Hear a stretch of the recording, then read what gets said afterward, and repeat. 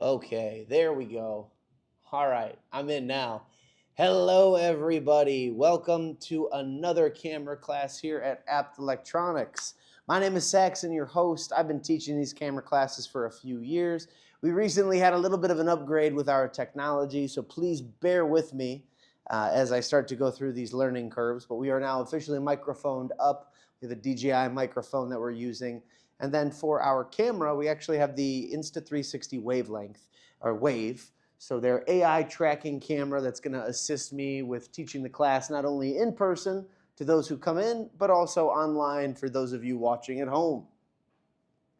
Today is the final Thursday of the month, which can only mean one thing. We are doing our Beyond the Traditional Camera class. Now, for those of you who are new, who are just joining us for the very first time, welcome. My name is Saxon. I teach the camera classes here at Apt Electronics. I've been doing so for a few years. Every week of the month, we do a different class. The first Thursday of the month, we do the intro to photography. The second Thursday of the month, we do our intro or our intermediate class. Our third Thursday, we do the advanced photography class. And then the final Thursday of the month, if there happens to be 5, we end up doing the Beyond the Traditional Camera class. And that's what you guys are here for today. Now, what is Beyond the Traditional Camera class? To give you guys kind of an idea of what we're talking about, we are looking at what comes next in your camera journey. For a lot of you out there, this might be your first camera that you're purchasing. This could also be your next camera that you're purchasing. Let me expand this just a little bit. That looks better. Some growing pains, people. All right. Camera is going. That's all I care about. All right, let's get into it. So for a lot of you out there, there might be a few different reasons for why you're purchasing or looking at these cameras. For some of you, that might be just so that you can get something that's a little bit more advanced, something that meets your needs for other occasions, or maybe you don't want to own a mirrorless or DSLR camera and you'd rather get one of these. There's a lot of reasons to go beyond the traditional camera. But some of the reasons I think that are really important: portability and travel. So the products that we're looking at today, whether we're talking about their menu systems, how they act, how they respond, or just in reality what they do, portability and travel is built into all of these. They're very easy to carry around, easy to travel with, and they're compact. Now, even with them being smaller in size and foldable, they're also extremely durable. So that durability goes a long way. If you're being rough on your products, if you're banging them around, or if you're using something like a GoPro or an action camera from Insta360 or DJI, they're protective, they're durable. With that durability comes waterproofing. Most of these cameras, if not all of them that we're looking at today, have some form of water protection, whether that's rain or moisture resistance or full-on underwater proofing. When it comes to mirrorless or DSLR, depending on where you're at on that curve, you might not have good recording time. You might not be able to record video at all. Recording time is a huge plus on these products. The recording time can last for a very long period of time, offers you a good connection, as well too offers you non-stop recording on most of these. So certain cameras back in the day only timed you out at about 30 minutes. Most of these can go longer than that depending on battery and overheating. And finally, the ability to record and fly over great distances. This is a game changer. Drones are truly one of the best, if not most unique products on this list, because they've given people the ability to not only just fly, but to take pictures or videos at heights or at distances they never thought possible.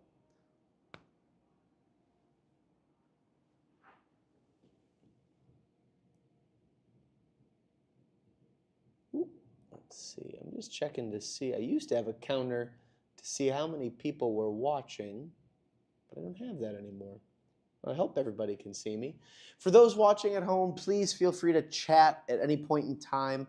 I will then comment on what you mentioned and then read it aloud for the class.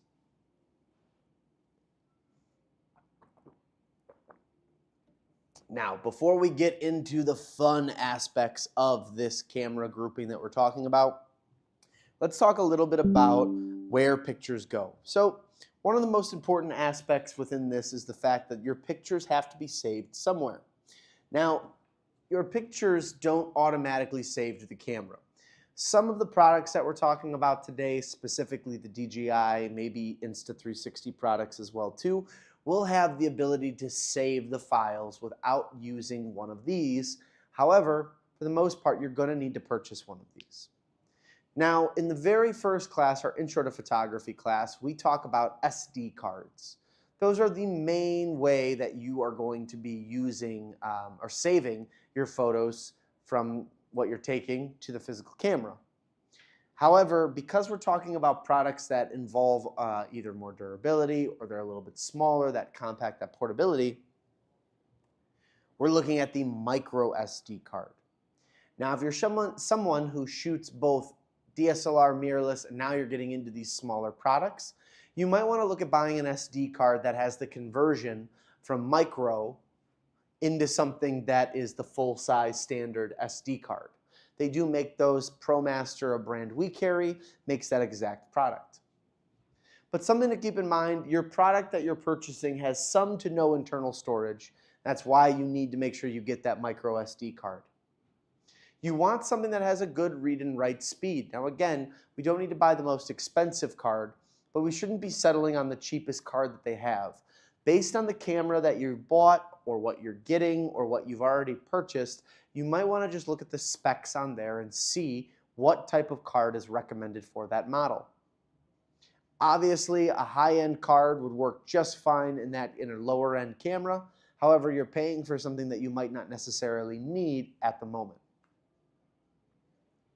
Lastly, I recommend at least 64 gigabytes or higher as the minimum for your storage. Again, you can go bigger than that. A lot of people, I would say, like the 128 or 256 size, just to be on the safe side. But at least 64 gigabytes is going to give you, I would say, anywhere from 30 to 45 minutes of 4K ultra high definition video.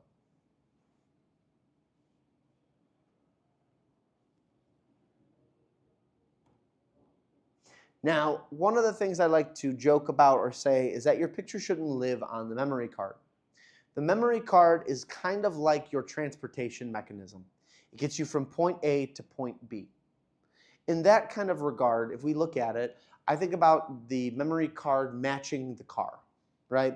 Your house is point A, work is point B. Your car drives, or you drive your car from point A to point B.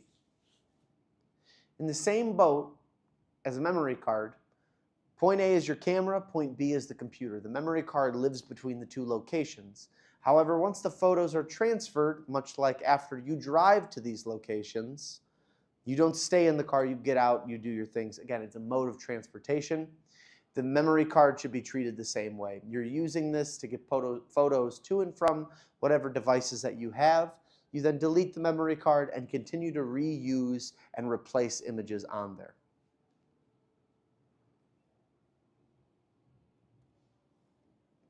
Here's a quick list of steps that I use or I go through to make sure that I don't lose my photos as I'm transferring and moving things over. Short and simple, land or start the drone, land your drone or turn off the camera unit to get this started. You want to wait a few seconds, I think 5 is a healthy number, before you remove that card and place it into a card reader. Now I say this on here because everyone downloads their videos and photos differently. Some will use the app to transfer to and from. Others will physically plug the camera in. Others will remove the card. The best practice is always to remove the card. Try to avoid using the camera to send the pictures to and from. I look at it a two-point system.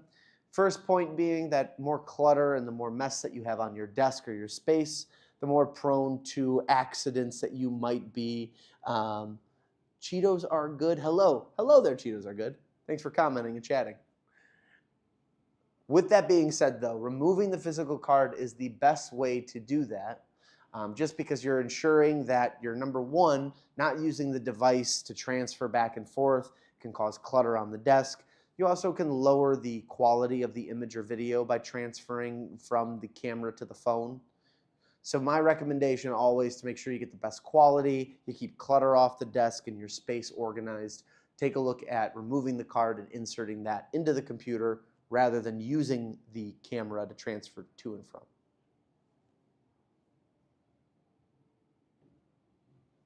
Now, in that regard, use a good card reader. There's a lot out there. I'm showing just a couple of these that we sell still here at the store, but go out and buy yourself a card reader. It's worth it. My personal favorite is that Trifecta. The reason being is that it has both a USB-A and a USB-C end. So depending on what device that you're trying to plug into, you have the best of both worlds on that one. But there's other ones that exist. For example, the one on the left side of the Trifecta that has the multiple hubs and plugins.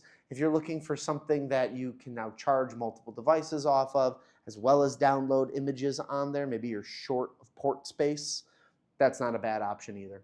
And for your higher end cards, you have your CF Express, which again are more for your DSLR and mirrorless cameras.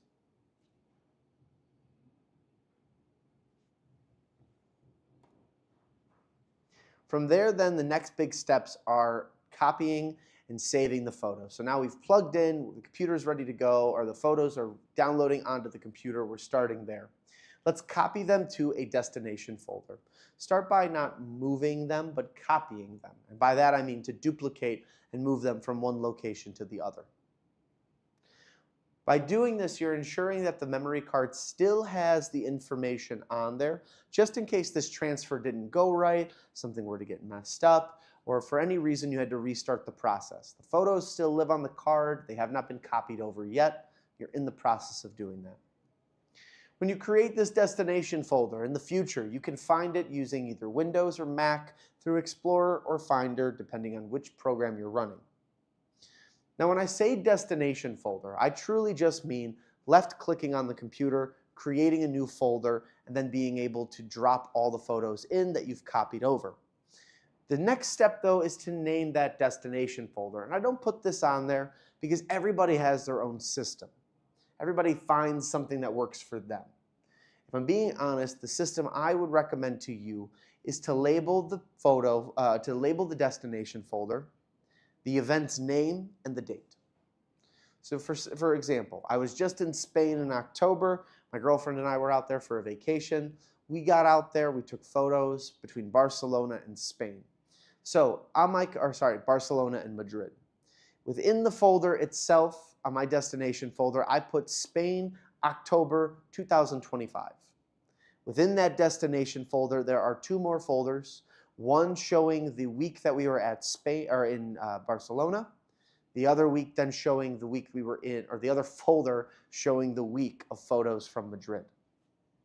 Let's say one day I forget, what year we went to Spain in, but I remember that we were in Barcelona. I might be able to just type in Barcelona 2025 and that'll pop up. I could also type in Madrid 2025 and that would pop up. From there, then I can see that the destination folder those live in is the exact date I put down.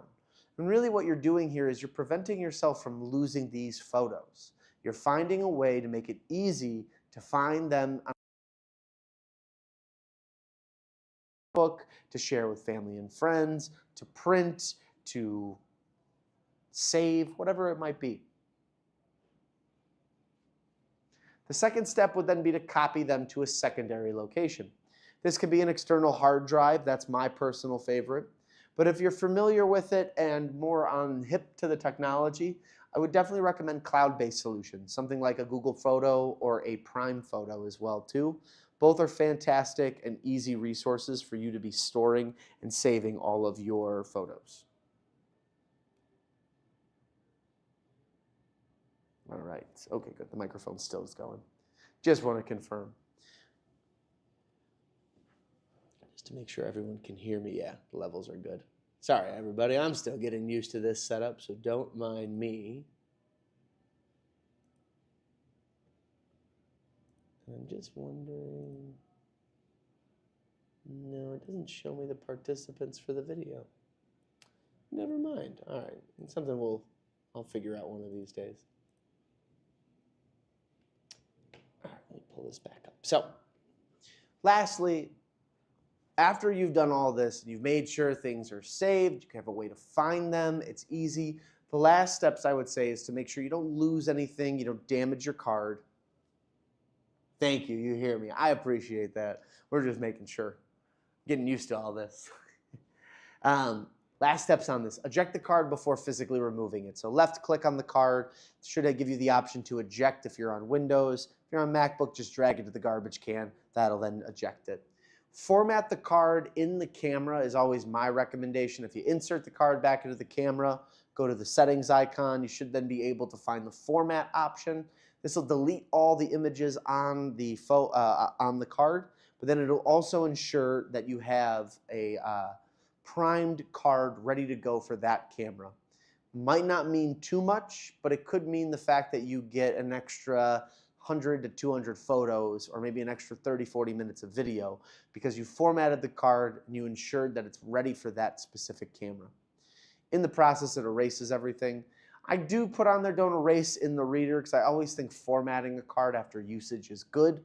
However, if that's not your shtick and that's not something you want to do, feel free to delete everything on the reader and go about it that way. But my personal preference would be to format in the camera if possible.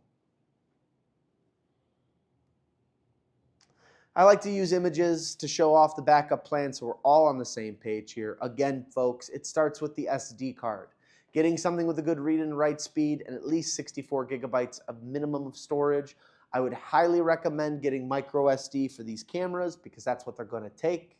And if you're someone using both DSLR mirrorless and these untraditional cameras, then I might recommend getting a hybrid, something that has the adapter piece.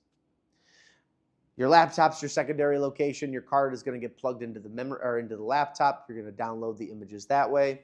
Once that's taken care of, you have your hard drive or cloud-based solutions. These are your secondary location to save your photos or your video in order to then have a backup to what's on your computer.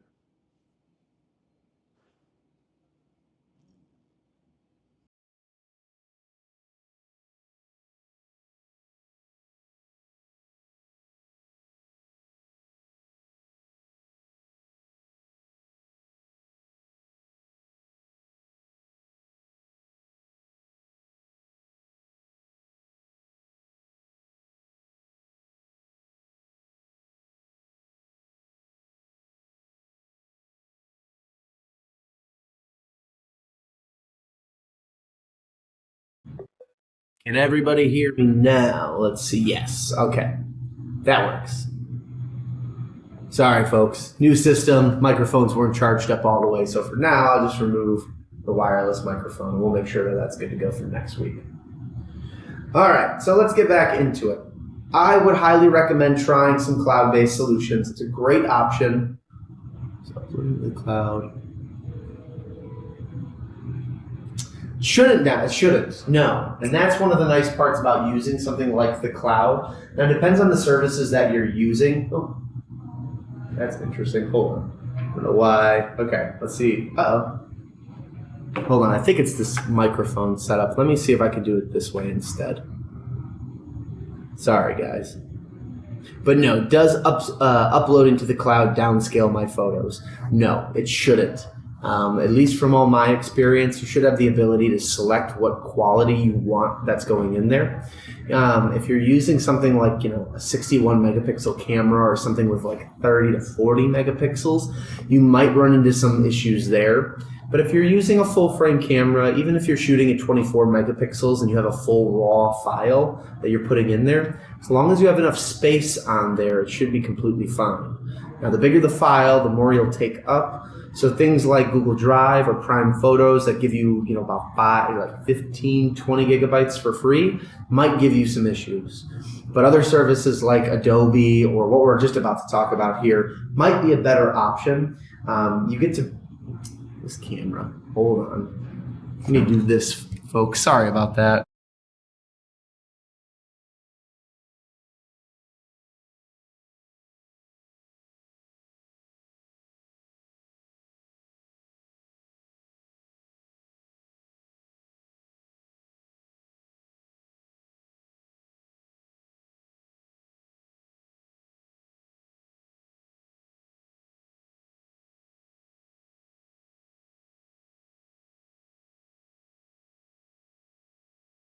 Let's try this. There we go.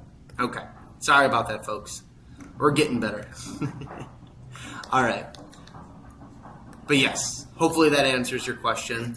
You can always look into other services too. So like, for example, if you are someone who's interested in editing your videos or your photos, Adobe might be a great option to look into. They have their own Creative Cloud service that gives you a certain amount of creative or cloud storage. Perfect. Adobe would be a great option for that too. If you're using Microsoft for work, OneDrive is available as well, and then obviously Google Drive exists. They're the ones that have kind of, I don't want to say pioneered it, but they're one of the bigger starts of this. What's nice with them is you do get a certain amount for free, and then it starts to then hit you up to say, hey, we need more storage space, you got to pay for it. So just be aware, larger files are going to take up a lot more space. Creative Cloud or Adobe Creative Cloud, Google Drive should have no problem at all handling that, but it is based on how much space that is on there. So keep that in mind. I've transferred some photos on there to share with others. It takes up a lot of space. So I've only been able to put on maybe 300 or 400 really high-end photos that have lots of megabytes to them without overloading the system. So keep that in mind. Now, with that being said, let's start looking at some of these devices. Now, again, we aren't looking at mirrorless or DSLR. We're going to review that again next week when we start our class schedule over and we go into our intro class again. Today, we're going to be looking at all of the different cameras that you could add to what I call your camera tool belt or your camera arsenal. Products that could give you the next edge up for whatever it might be that you're doing. Let's start with GoPros, as a lot of people know them as, but in reality we call them action cameras. Action cameras are small, they're compact, they're portable. The biggest selling point though is they're durable as all heck. So to keep it simple, they're some of the simplest and easiest cameras to use. They have 2 buttons and the screen then really becomes your everything. So starting with the top button, that's your capture button. Takes a photo or starts and stops your video. On the side, you have the power button. Now the power button is a 2-function button. By holding this down, you can power on and off the unit. And then by pressing it one time, you hit the toggle button. Hi there, welcome in. So when you're using something like the GoPro or an action camera, that's what you're seeing as you're using it. So it's a 2-button system. 1 power button, both the mode switch and the power, and then as well too as the picture or capture button and the record button. Welcome in. Oh, good to see you. Good to see you. So we're just getting in. We just kind of started the action cameras, and then we have a few more to go through, and then we have questions at the very end. Okay. As far as then the camera is concerned, you also then have the screen. So the screen's going to let you look at a few different things, but it gives you the customization for the following. So FPS, frames per second, the angle and lens millimeter size. So what size or what angle is that going to be, and then what number would that equate for? It's going to let you control video quality. Features like hindsight, which is its ability to then do autofocus on the camera. Hyper smooth, which is their ability to keep stabilization. So if you've got a shaky or rocky video, this is what will then keep it within its, without having camera stabilization. Best way to look at this too is if you're using DJI or Insta360 cameras, they also have a version of this too. Lastly, the front screen. So that's going to show you your video duration, and then during a selfie mode, you can also see what you're recording too. So it gives you the both best of both worlds on that one.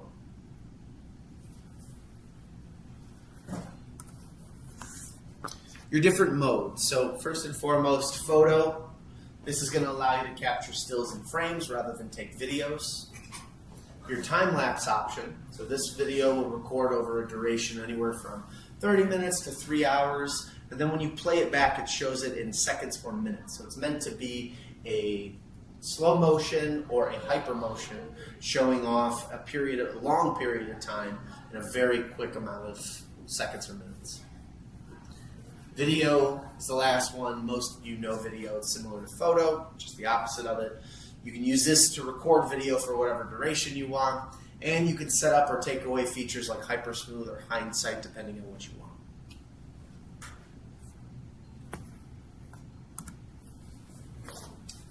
Here are just some little GIFs or GIFs of what you could expect the footage to look like with a GoPro.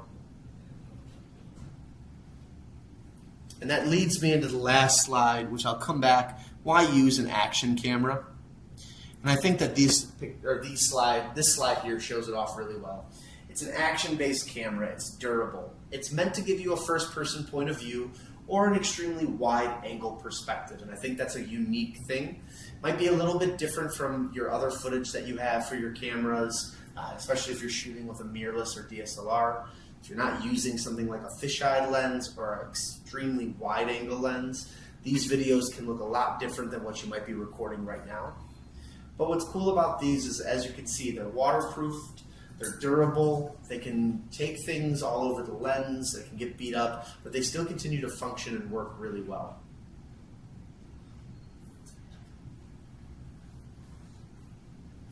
So as far as using one, why might you use it? There's a bunch of different reasons for it. These 4 pictures, I think, do a good job, too, of summing it up. There's 1,000 different accessories that you could buy for a GoPro or for an action camera.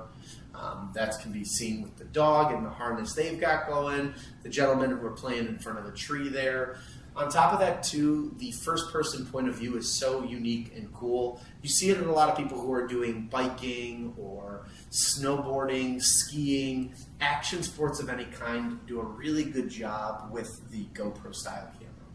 And then lastly, the waterproofing. Back in the day, you'd bring one of those Kodak waterproof cameras, or you'd go to Walgreens and buy a waterproof underwater film camera. And while those were great, they were not necessarily the most convenient or easy to operate. GoPros are super simple with the 2-button layout and the screen. On top of that, you could bring it underwater, so your next vacation or family fun could be enhanced with that.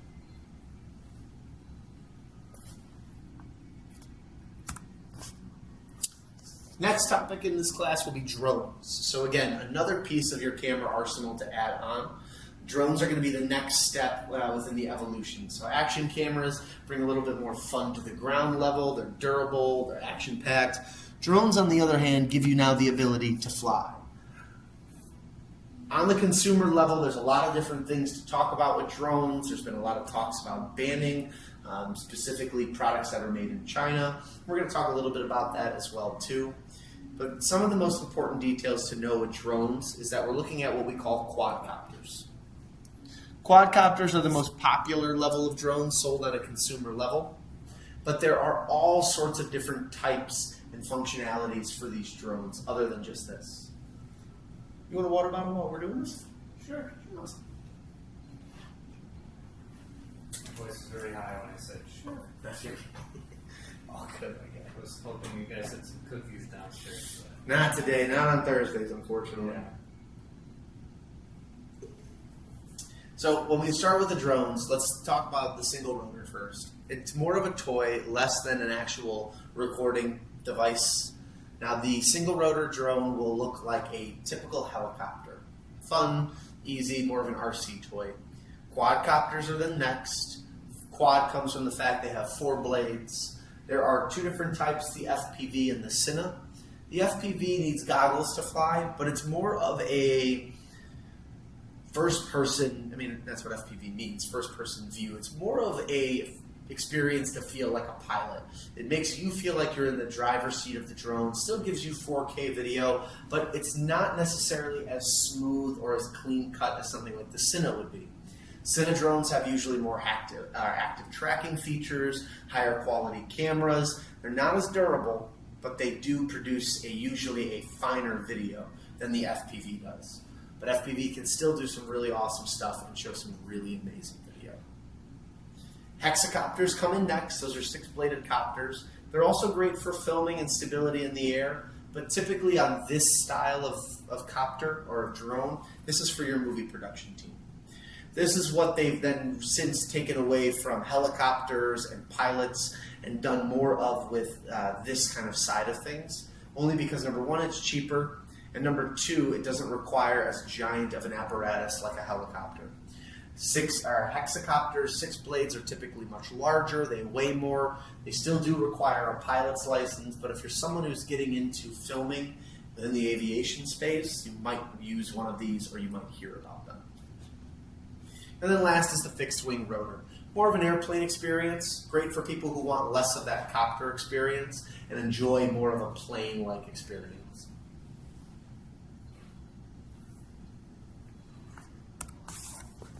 Now with drones, there are 2 different styles of controllers you'll see on the consumer market. Some people will make their own drone controllers or have ways that they've gone about connecting their own technology to it. Not necessarily talking about all of that because that requires a lot more sophistication and understanding of components. But what we are looking at are pro versus non-pro controllers. So there's a pro controller and a phone-based controller in the drone world. The pro-based controller has a screen built into it, allows for you to control and see everything on that screen rather than using your cell phone. The cell phone one exists. You can then connect the cell phone in the same way. The controller supplies a juice to the phone to keep it running. But then what's really nice about it is that instead of having to spend more on the controller that has the built-in screen, you now have the ability to just use your phone.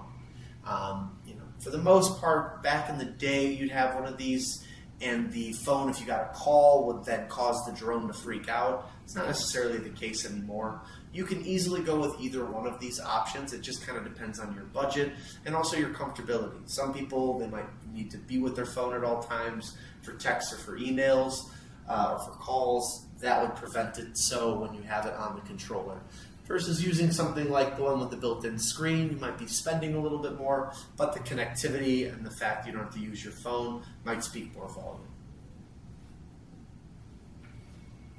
Now, as far as button layout is concerned on these controllers, there's a bunch of different stuff that they can do, and some brands might do it a little bit differently, but these are what you should expect to see on the controller. So first and foremost, control sticks. One joystick will control your up and down movement as well as rotation. The other will control front and backwards plus side to side movement. Antennas. Point them outwards. These are the connection point between the drone and the controller. Your gimbal dial is a rotational control over the drone's camera. Record button should be pretty simple, but clicking this will record or it'll take a photo if you have it in photo mode. Focus and shutter. This will give you the ability to refocus on what you're filming or shooting, or it's going to give you control over the shutter speed. Now again, depending on what you're looking to do or what you want from it exactly, you can toggle between focus and shutter, typically in the menu system. RTH, it gives you the ability to send the drone back and for it to then take it back to the place it took off from. Now, I've heard some rumor that this is not the case as much. I have not tested it myself. It kind of freaks me out. But the RTH button used to be where if you click it and you moved, it's going to go back to where it took off from. So if you're on a boat, you're moving around, you're flying your drone, you click the RTH button, it's going to go to where the drone took off from. So if that's in open water, it's going to get pretty darn close to landing in the water, which could then have a wave hit it and then it could go in. So my recommendation is do not use RTH if you are on a moving object. You'll see the button on the controller, on the screen. Don't press it unless you're stationary. And then what to expect that you're going to see on screen. So again, distance from you and the drone, the altitude of drone, your ability to switch between photo and video. If you've played video games before, you might be used to that little Call of Duty map that they usually put in the corner, or that Grand Theft Auto HUD that they put in the corner.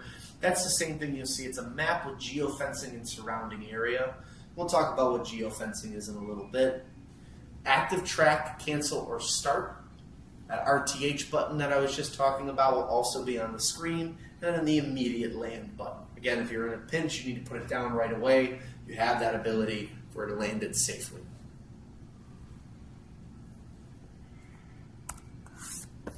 Now, FAA and geofencing is the next thing to remember. So currently in the United States, they have banned all DJI drones from being sold. The ban is most likely going to be lifted soon. We've heard rumors of being able to sell drone products again in Q2 and Q3. So we're hoping all that continues at the moment.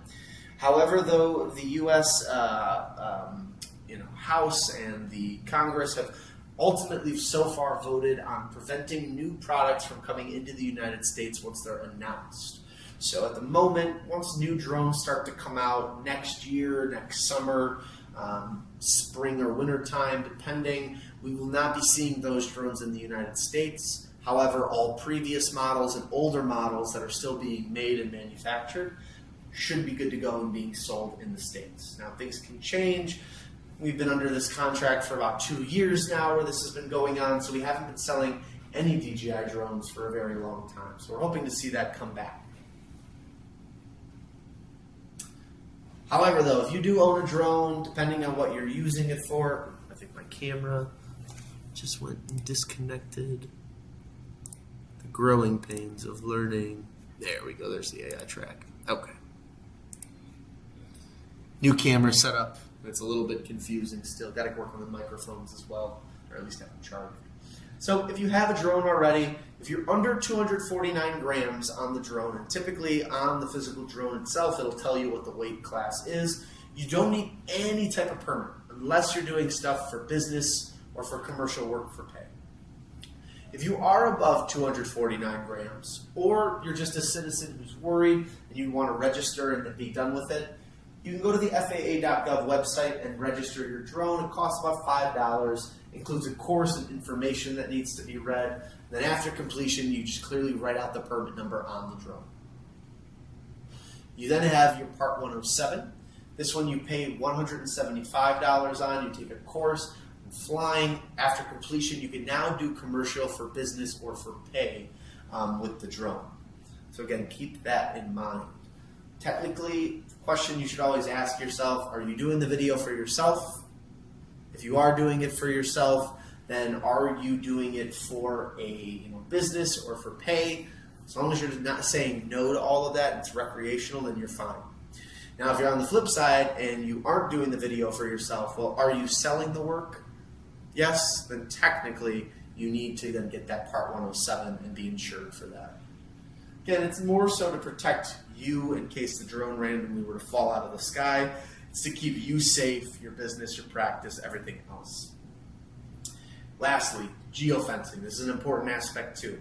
If you're into the drone game and this is something that you're interested in doing, geofencing is the ability for the FAA to control where and when you can fly. So a lot of the times this exists around government buildings, especially airports, national parks, and other properties and cities. It all just depends on where you're at. Now, the geofencing can do a bunch of different things. It can prevent you from flying. It can prevent you from hitting certain altitudes. It can also prevent you from pushing forward completely into other areas. There's a whole list of them. If you go to the website on DJI, you can actually look up the geofencing permits and regulations and see what exactly they allow and don't allow that you should be aware of.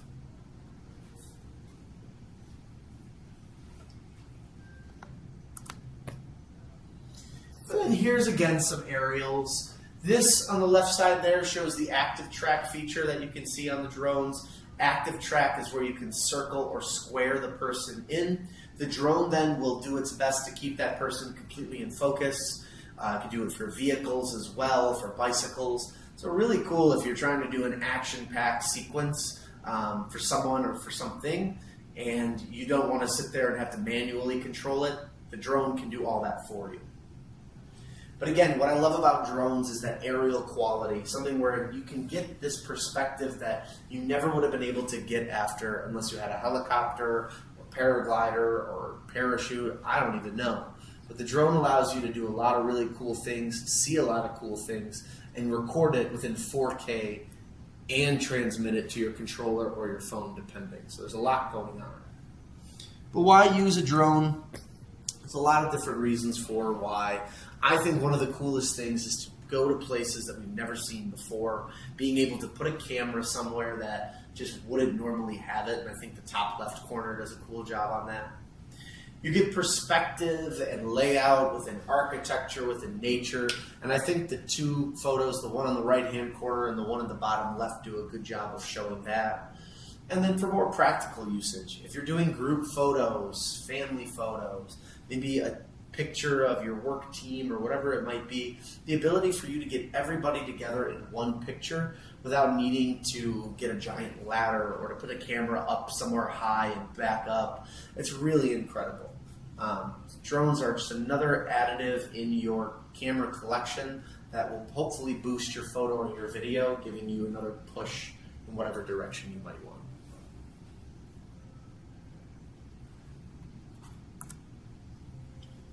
Camcorders. Now I do have a slide at the very end of this. We're adding some new stuff into this class. So this might be one of the last times you see the camcorder section, only because camcorders are slowly but surely dying. And they're not necessarily going away altogether, but newer cameras that are more focused on just video are arriving. We're calling them cinematic cameras.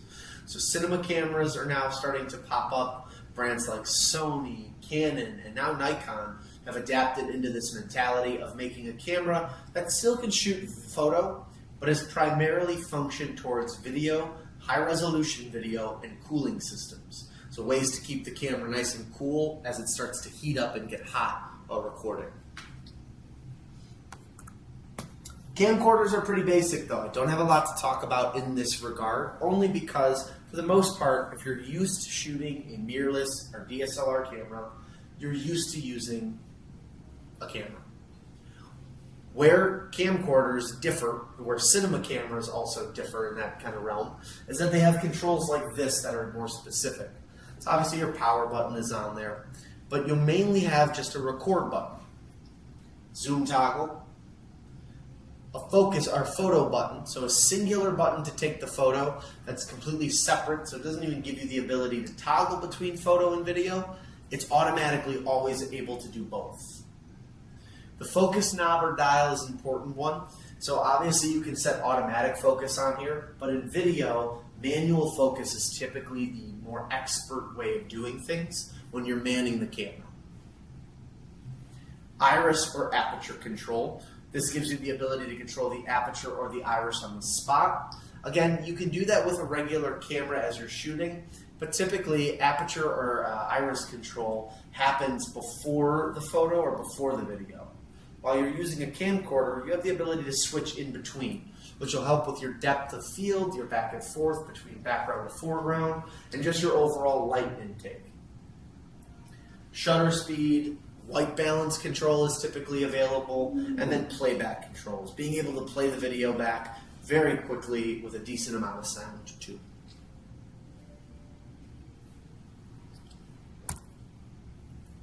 Important settings that you might want to look into when you first get your camcorder. So video quality, setting your camera for HD, 4K, or other qualities it's capable of. Image stabilization, setting your camera to have high or have image stabilization on will ensure you have a non-shaky video. Oh, I apologize. Hello, does your live stream have a title? Join while you're discussing geofencing on drones and when to camcorders. So this is the 4th camera class of the month, or the last one I should say for this month. So it's beyond the traditional cameras. We're just testing out a new system here for our live stream purposes. So I have a new camera and a new software I'm using, so it's not letting me label the video. I'm going to work on that for next week, but thanks for asking. This is beyond the traditional cameras for anybody watching at home right now. Moving from there, so face detection. A lot of camcorders will have this. This is like an autofocus or an auto face detection feature, which depending on what you're filming will then help keep humans in focus. Newer camcorders or newer, anytime. Newer cameras, newer cinema cameras I should say, newer camcorders, a lot of them should have the ability for you to select target recognition, whether that's animals, humans, or cars, motorcycles, helicopters, planes, etc. Frame rate. So the frame rate at which you're capturing frames for your video. Lesser rates better for simple or standard video. Faster rates are better for sports, action, or slow-mo. If you saw my class last week where we talked about the advanced camera setup, we talked a little bit about content creation and video making. We broke down what frame rate should mean for you guys for that, if you want to go back and look at that. Bit rate is also in that same boat. We talk about this when editing photos in advanced photography, but setting this helps your camera take in information. The higher the bit rate, the more info your camera is taking in, which gives you more things to edit and to be able to play with later on in post. And then exposure control. Controls the lightness and darkness of your video. A lot of the features and things that we're talking about here are things that you'll see in the mirrorless camera, DSLR camera world. Again, it's just kind of dependent on what you're shooting and what you're doing. In this case, so many of those features are still used within video camcorders or within cinema cameras. It's just, again, a little bit of a difference on what their use is and how they're controlled, either via post or during the process as you're hearing through camcorders. And then again, lastly, why use camcorders? I don't really have anything fun to show with these guys, but it's pretty simple and self-explanatory to me. The person who'd use a camcorder is the person who's more concerned about filming video. If you are someone who is video forward and you're trying to make creative, stylistic, or semi-professional videos, I think a camcorder, or soon a cinema camera, is the way to go. It gives you the ability to not only have a professional look, but typically they have an ergonomic handset, so it's easier to hold and to control. It gives you the ability to then pan and tilt and give more kind of liveliness or motion to your videos. Typically, with these camcorders, they give you the ability to film videos in ProRes or in higher qualities, so you can get more professional cuts, video stills. And then lastly, accessories. I think accessories are huge in this category. You can add microphones, grips, shields, covers, you name it. There are thousands of different little accessories you can get to make sure that your camera is set up the way you want it to be.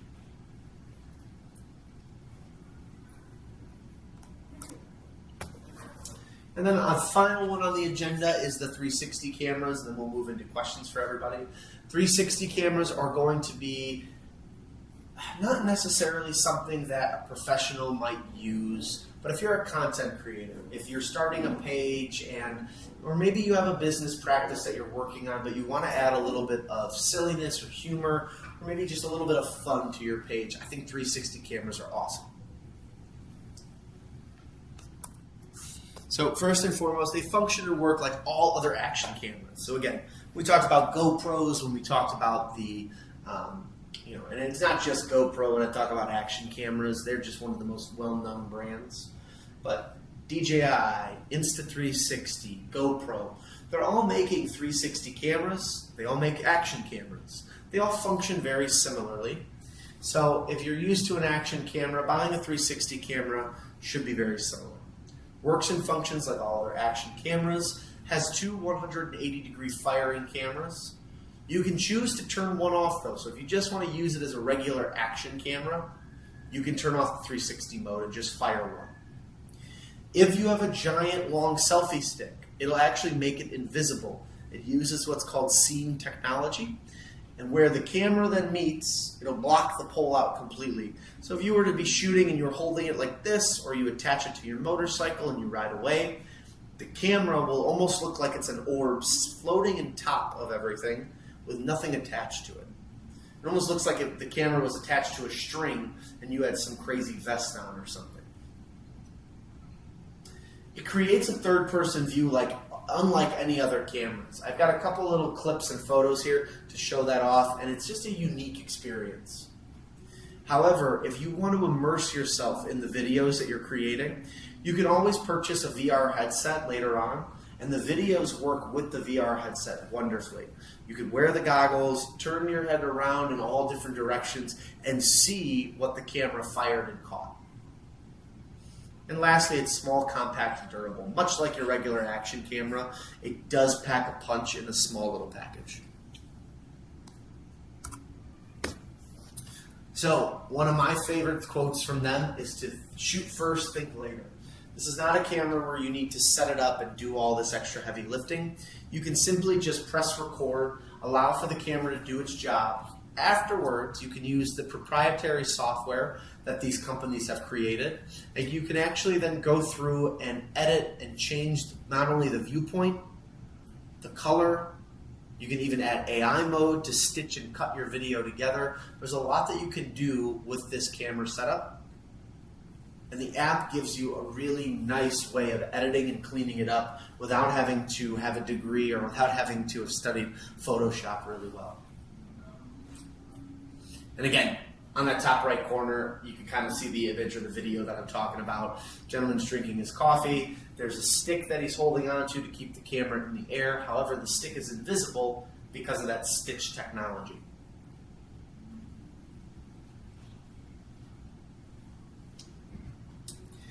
Now, again, why use a 360 camera? I don't have one definitive response for you.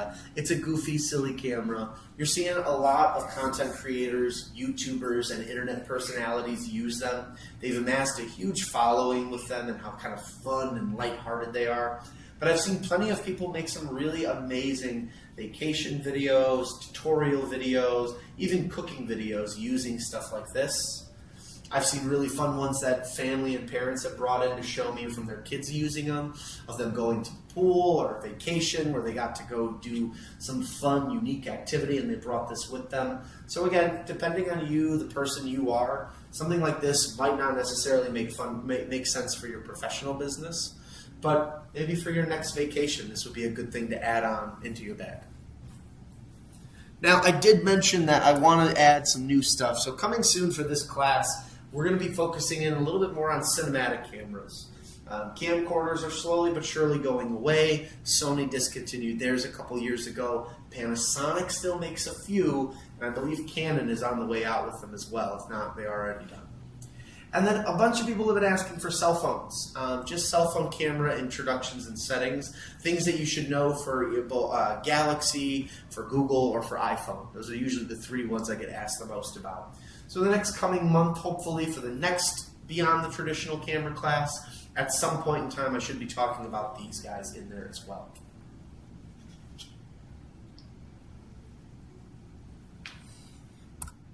And that is all I have for you guys. So thank you for paying attention. Thanks for being here for this kind of learning pain that I was going through with this new camera and microphone setup.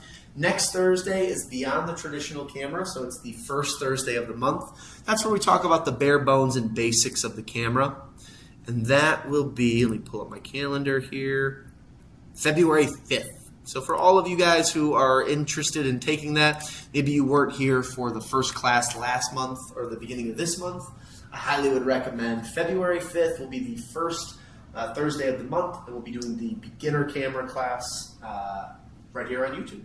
So hopefully by then I got the names figured out. You'll know what you're joining just other than the live stream. But if you guys have any comments or questions now, please feel free to chat in. I'll answer them live for you. If you don't feel comfortable asking questions here, my phone number and email are right there. So feel free to shoot me an email, call in. And if not me, we have plenty of other staff members that work in the small electronics department who are very knowledgeable about camera products and ideas that they might have to help you get set up and running. So, all right. What brings you in?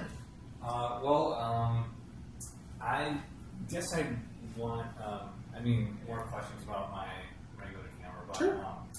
I'm still, I'm still doing stand-up comedy, Mm-hmm. and I still feel like I haven't really,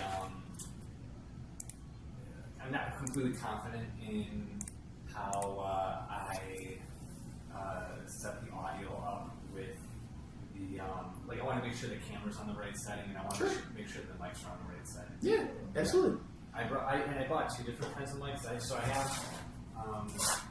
have these Rode mics. Yeah. And then I bought this Hollyland Lark M2. Remember we talked about that one. That one, if I remember correctly, I don't have as much experience with that guy, but they're both in similar boat. Yeah.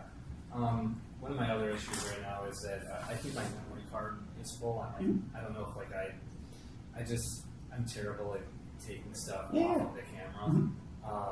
So I don't know if I should buy another memory card right now just to I don't think you need to. Because it's such a small. For the most part, so what I would do is when you get home on the computer, just if you have two options. Number one, just take this guy and plug it into the computer, Yeah. turn it on, and then the memory card should pop up. You can bring all the photos over, and then the whole thing with the memory card, you delete everything, and then just keep reusing it. Right. That's the best way to do it. Yeah. If not, you can physically, if you have it in the computer, just take the whole thing out. So the very bottom there's your memory card. You can just plug this right into the computer and then download it. I feel like one of my so we just moved like a couple weeks ago, and we had twins like 2 months ago. So I'm like, there's like a lot of things going on. Yeah. So I also have like an older, like I feel like I'm using like a iComputer desktop that's like I don't even know how old it is right now. So it's like whenever I'm like I have one of those boxes that it's like 2 terabytes or whatever. Yeah. But That's how I save all my stuff. I don't put anything on the computer personally. Yeah. Yeah. So you save it straight to the terabyte thing. You don't put it on the computer. I have 2 terabytes. I have 2 hard drives too. One of them I lock in a little safe under my bed. It's a fireproof safe in case the house ever burnt down. Okay. And then the other one I have that I leave just on my computer. Huh. All right. Well, yeah. So I'm like, even when I think I hopefully I'm uploading it. It said it's like updating it to the latest version and deletes like the oldest version of that. But anyway, so yeah, I guess I need to take that out, upload all the photos, and then delete 100%. them. I was going to say, if you had a laptop or anything, bring it on in. I could always help you with the laptop and show you how to make sure you get everything over. Yeah. But if not, my recommendation would either be if you have a card reader, remove that card, insert it, or I would then just plug this whole bad boy in and then transfer everything that way. Yeah. Then from there, you can go into the settings. There's a section in the settings called Format.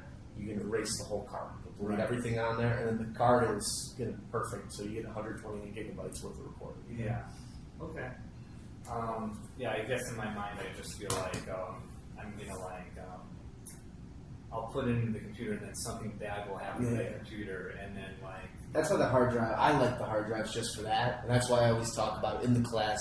One of the things I mentioned. Are you still live right now? Technically, yeah, I have to stay live. So if anybody has any questions, they can ask. Do they hear our conversation? They will, yeah. But it's nothing too crazy here. But one of the things I show in this, and this was more for, this is like right when you walked in. So saving everything on there. So for me, the way I go about this is I make sure I turn the camera off first and foremost. Wait a couple seconds, then remove that card. As long as you do that part, you're not losing a single thing off of that. Then place it into a card reader. It's always best practice to remove the card and use one. Wait, but so you're saying you turn your camera off, wait 5 seconds, remove your card, play, okay, place it in the card reader. And for any card reader. Yeah, so a card reader. So if you go, we sell them here in the store. If you check downstairs with some of the guys, they've got them. But something like this, it fits an SD card on the side. So if you already have a computer that has an SD card slot, you're fine. If you don't, grab one of these guys. Okay. You can even get them on Amazon. They're $100. I think I have a computer that does that. From there, then, what I usually recommend is make a folder on your computer, usually left click, and then start a new folder. Label it whatever you want. I usually label it what the event I did, and then, the event that I just shot, and then what the date was. So, like, for example, the last event I just did, the polar bear plunge, which got canceled. I typically I record video for that. I'm in the water, I shoot for 30 minutes. I then make a file with all the photos and video that I took, and I'll label it, Chicago Polar Bear Club, Oak Street Beach Plunge, January 26, 2026.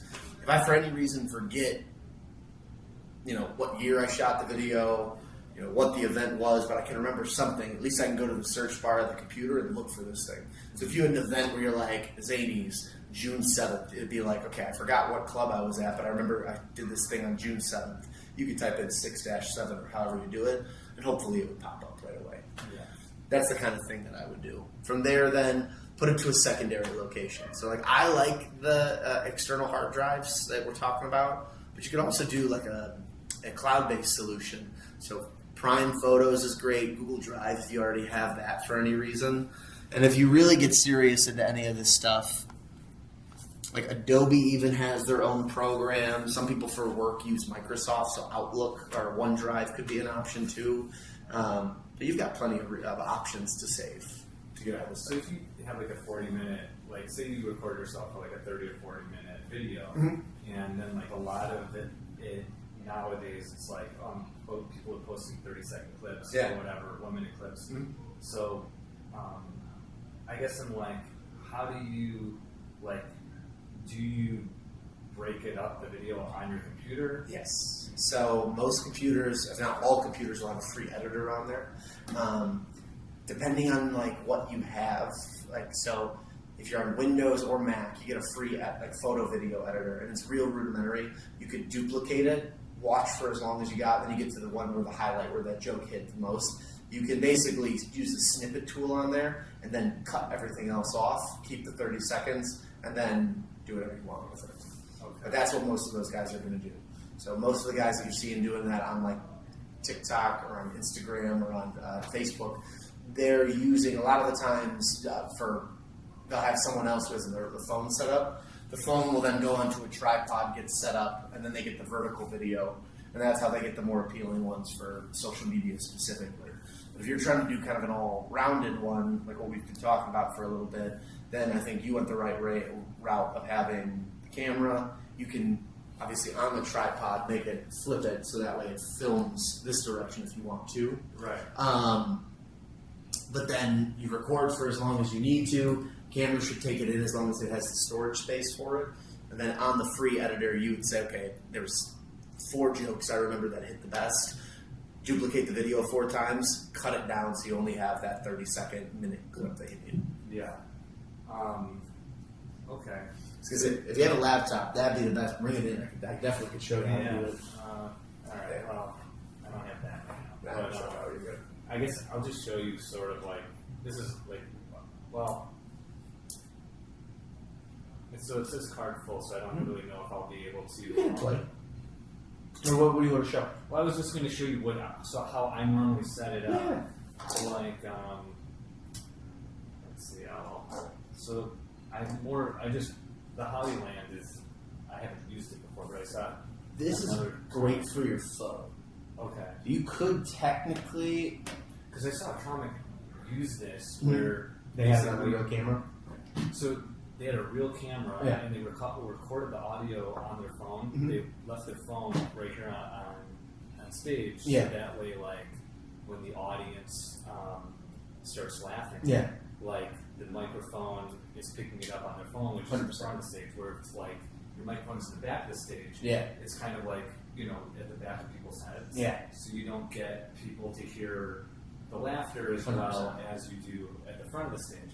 So then I think what they were doing was using, the what do you call it? Like they're doing their voice memos, and then recording the audio. And then he told me like he would use it, and then like this comedy club had like a professional camera, and then he would take their video and this audio and sync it up on some app. I think that's what he did. There's definitely ways to do that, 100%. You don't have this isn't a bad option too, and I think this is where we talk about this guy, and then so with these 2 pieces, so these guys work together as a transponder.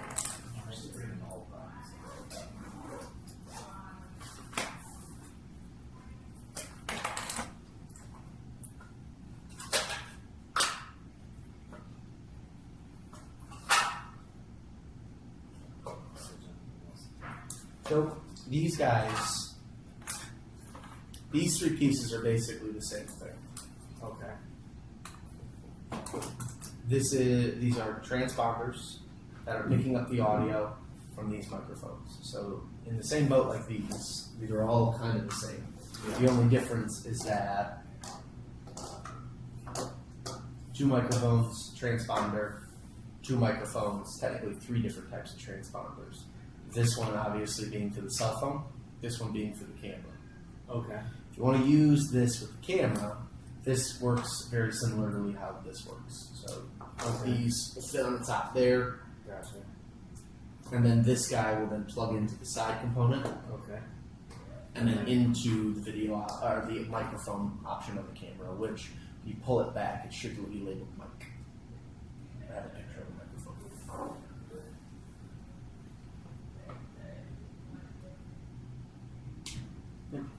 And then once they're charged, ready to go. So now, in the same boat, like with what you're saying with him, with what the other guy was doing, Yeah. you can do that with either of these. So within, I think I mentioned this the last time you were in, you can wear one microphone, and just like he's got the phone pointed outwards, you could leave this pointed at whoever you needed to pick up that audio. This would then pick up you. This would pick up the crowd. It all is still coming and communicating with this. Instead of the camera picking up audio on its own, it's taking the audio from this, overlaying it on that, and now you don't need to worry about fiddling with that on the computer later. Okay, so you're saying like if I put this on and I put this on like a chair, Exactly. and And then this on yourself, yeah. then you're getting exactly what he got with his phone and then with that camera. Okay, so with his phone and syncing it up onto 100%. Okay. And you can do now, and I think the reason we looked at these guys was that these are better quality microphones than the Hollywood. Hollywood's still fantastic, but they're small, they're micro. They don't necessarily have the most dynamic range on there like these guys have. Yeah. So these are great on the go. If you're traveling and doing something, and you're going to do something like surprise mode of the moment, these are great. The only thing is that before you use them, make sure you remove that blue on there, because all this blue is blocking out the charging port, so none of this is charged yet. Yeah. I thought it was charged. Maybe. I mean, depending on how long it's been sitting in there, all this is still wrapped up. Okay. This guy. Because it looks like I saw some blue lights on like down here. Okay, that means the case is charged. Now you can see this guy's orange. Oh, okay. So yeah, it's going to take a little bit to Oh, charge okay. up. Same thing with this Alright, guy good to too. So yeah, there's that little blue on there. You take this off. I think the blue is the blue off. It looks like the blue's off of this. Let's see. Yeah, and then that flips around. There you go. It'll magnetize right in there. Now let me pull this guy off. Huh. And then same thing. Funny enough, these guys have their tape on for still too. Yeah. I mean, I haven't used it at all, but Does that make sense? And you can do it with either of these guys. Yeah. Again, I think the Rode would be a better quality of microphone, but these things are fantastic on the go. okay. Well, yeah. I want to. So yeah. So then, if I do the Rode, Yep. let's see. So same idea. Let's where's that little the black box there? So this is something cool that you could do with the Rode. Is there anything else in there? I think there might be something else. Yeah. So you got two options with the Rode. First and foremost, that'll connect to the top just like the other one did. Right. You charge it via the USB-C cables, and you can plug in any USB-C cables that you want. Yeah. These are both microphones. When you turn them on, the lights up there will sync with the lights on there. And that's Yeah. how Well, can I show you what I do? And Yeah. then you can like Yeah. be like, oh, you did this correct or you did this incorrect. So, like, obviously, I can see. The Yeah. Should I take this off? yeah, Make a you can, difference? yeah, it's a little film. Yeah, you can if you want to. It just gets rid of that film. Okay.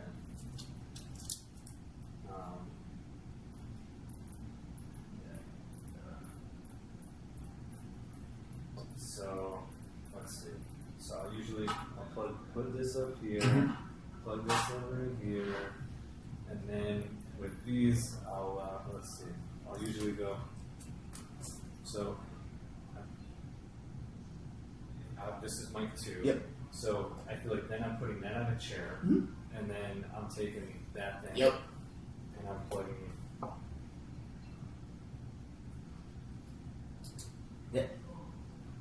And then just run it through. I'll put this. Yeah, and so I mean, one of the problems is like if you aren't wearing a collared shirt, Yeah. then it's like I know. I feel like if I put it up here, it's getting way too like it's going to be too loud maybe. Not necessarily. That's exactly what they're there for. That's the point. Sometimes like when I wear a collared shirt, I kind of have it. You down can here. always too. So later on, and I know this is more of the editing side of things. When you go on the computer and you put all this in, it should show you the audio part of the video. So it'll show you the moving picture. Then it'll show you like the little audio waves. You can. There should be like a little bar where you can turn it down or turn it up based on it. When you say turn when you say turn the bar down or up? What Yeah. am I turning? The whole volume. So if you feel like you're just blasting when you have it that close, Okay. on like when you go in, you're like ready to select your 30-minute or 30-second clips. On the whole video, you can raise or lower the volume and just the volume by itself from the video. Does it raise or volume does it raise or lower the volume of the audience, or You can specify. So on this, depending on what you're using, yeah, I think on the free one you can. It's tough if I can't see it, but on there you should be able to select both because it's technically two microphones that are picking up audio. So it'll show TX1, TX2, and then you can there'll be like two separate channels, and then you could. So if you want to keep the audience high and you just want to lower yourself so you're not screaming, you can do that. Yeah. okay. And then usually when I'm recording it, I'm just hitting the red button. I'm keeping it on audio. Yeah. I mean, I could turn it to the video mode, but I think auto's more than enough for what you're trying to do. okay. And then for the other big thing is on the menu under settings, what is there is it set up the right way, or Yes. As far as auto is concerned, 100%. I would say if you're noticing that the video, like the crazy part is there's not much under here that needs to be changed for most people. Because at the end of the day, this is more to change like what you're seeing, Wi-Fi, airplane. But there's not too many settings on here where I'm like, oh yeah, you need to change this to help you with X, Y, Z. When you eventually, if you ever get this route with it, where it really becomes necessary is if you start changing this. If you start moving to, let's say, the movie recording option,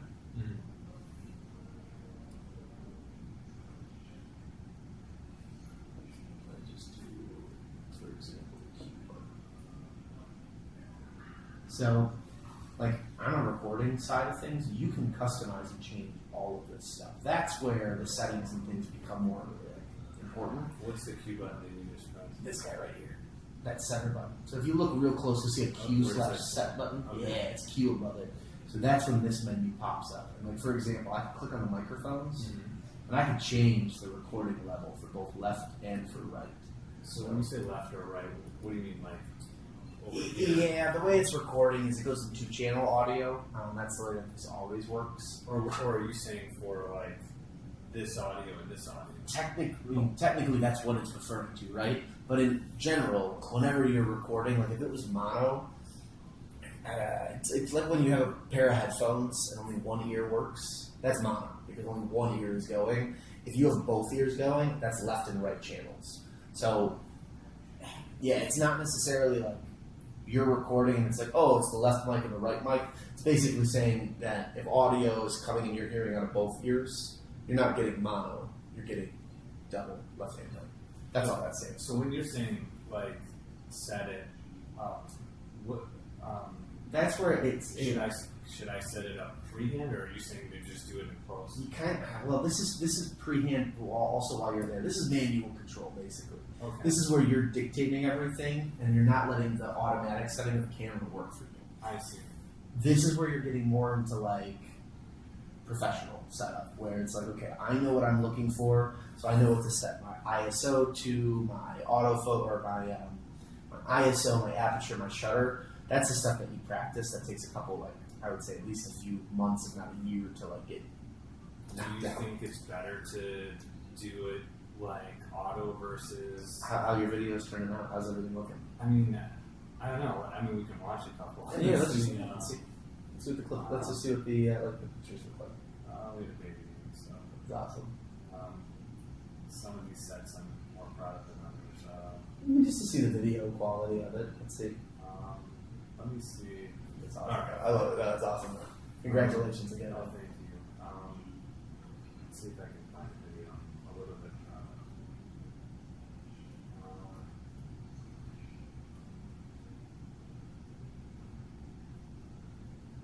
So just judging by that still frame there, that looks clean. That looks like it's a good. I don't know if I had the mic set up or if I just set up the camera, but let's see. So yeah, if you hit play,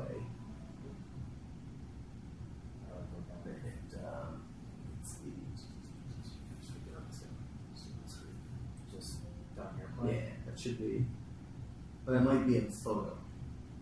Usually videos will have some sort of marker on the side. There you go.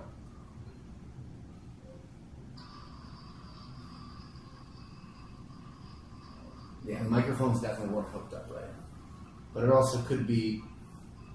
I'm not at the. Well, I'll come up to the stages. So.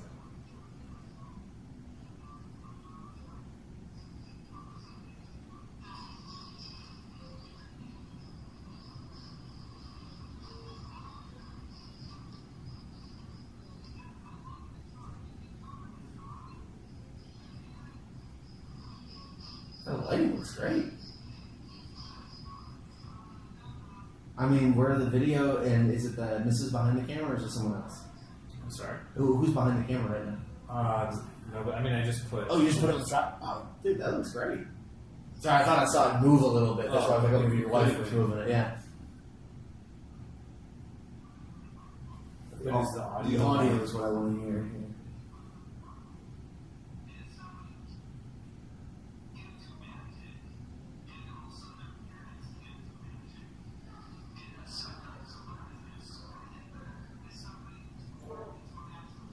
Yeah, that looks great. So, But how do I know if the audio is like? And I don't even know if I have the microphone on. I mean, it definitely sounds like you have the microphone on. Okay. Yeah, maybe we zoom in. We can see for sure.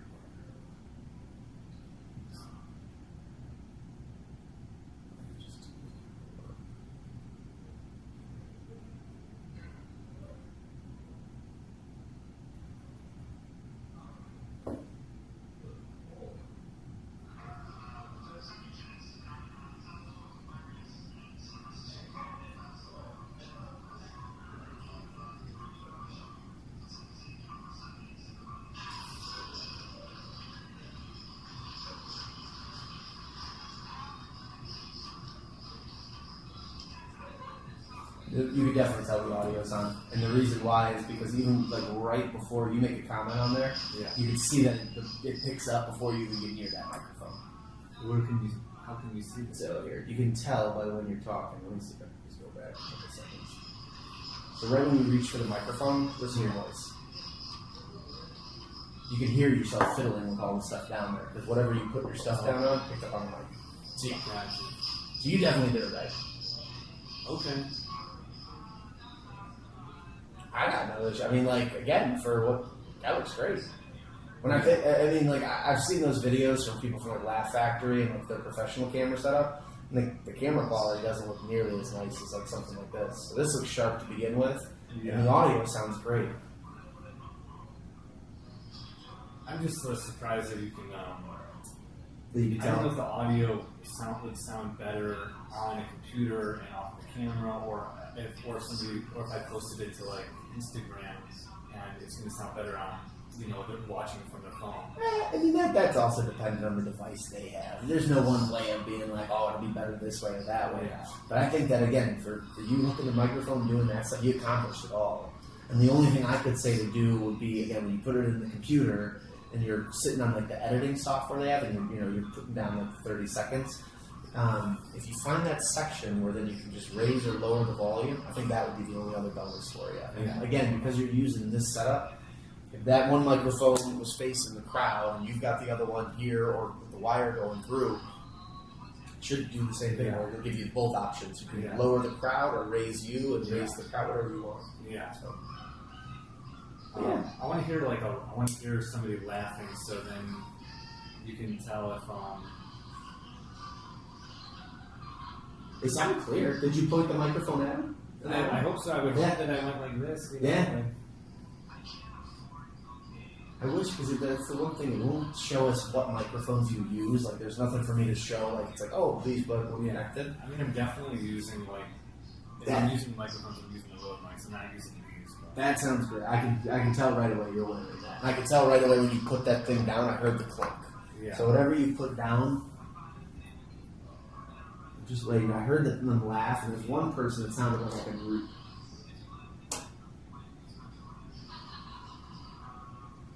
Yeah, because someone that you have microphone by is clear. You can hear that woman's laugh. Okay.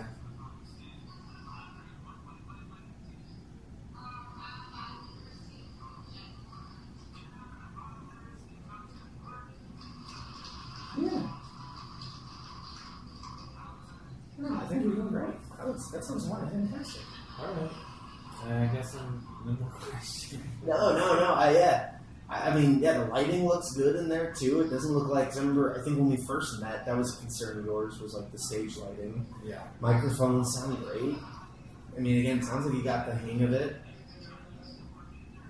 I don't really think I could. Again, the only thing I could think of that would probably be beneficial is just learning that computer system a little bit more, and just being able to snip it and just cut out the chunks you want. And then if you could find that volume tool for editing.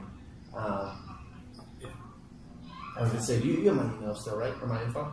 Yeah. In worst case scenario, I'll pull up my last, take a picture of it. I would say, if you know, like, shoot me, like, if you could send me an email with what computer you're, or something where I could see. I might need to get, maybe I'll get a new computer because That too. I don't know too much with them, but if I could at least see what you're doing, I could probably be like, oh, here's where you left click, here's where you do that, and then I could show you, or at least send you a video from YouTube or something on how to do that exact one.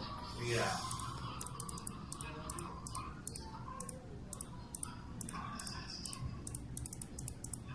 There we go. Yeah, if you want to take a picture of that guy. But yeah, that sounds very good.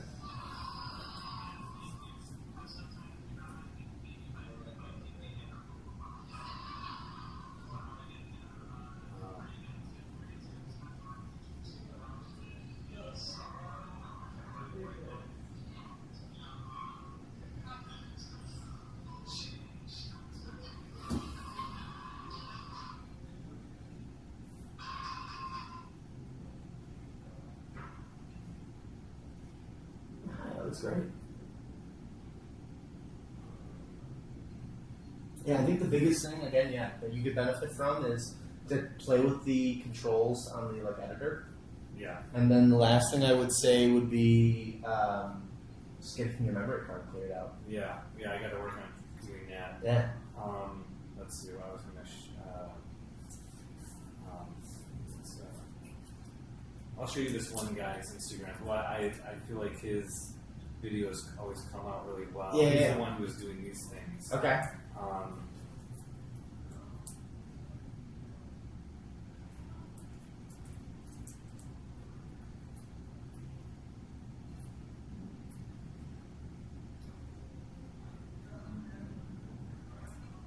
Let's see.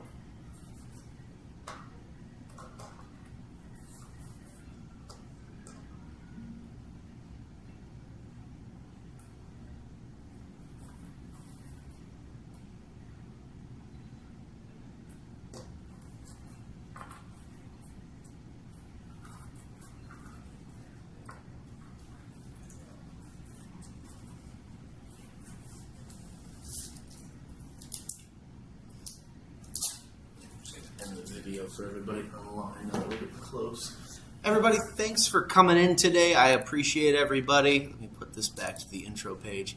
Still learning how to use everything here, so I appreciate everyone's patience as we continue to learn. Thank you guys for attending Beyond the Traditional Camera class. Next Thursday, February 5th, will be the intro class. So the very start of the month, so we'll start with the intro cameras and then move in every Thursday with the next one. As always, guys, keep shooting, keep taking pictures. Have a good weekend, and as always, keep shooting. I'll see you guys next week. Bye-bye.